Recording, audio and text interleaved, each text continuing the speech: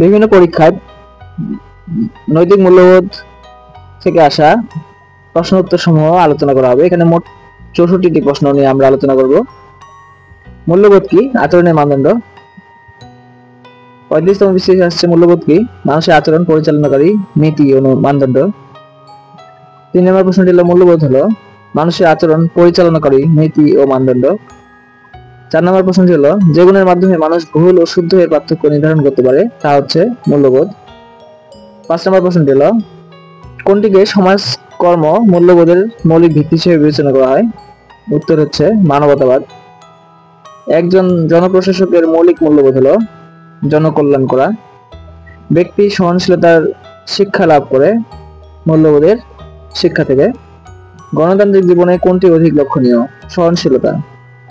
গণতান্ত্রিক মূল্যবোধের সবচেয়ে গুরুত্বপূর্ণ উপাদান পরামর্শ সহিষ্ণুতা। মূল্যবোধের গুরুত্বপূর্ণ বৈশিষ্ট্য হলো বিভিন্নতা, পরিবর্তনশীলতা, আপেক্ষিকতা, উপরের সবগুলো। এরকম 64টি প্রশ্নের উত্তর বিশ্লেষণ করা হয়েছে আমাদের মূল ক্লাসে। মূল ক্লাসটি দেখার জন্য ভিডিও সেকশনে যান অথবা প্লেলিস্টে যান, গিয়ে সেখানে সম্পূর্ণ ক্লাসটি করতে পারবেন।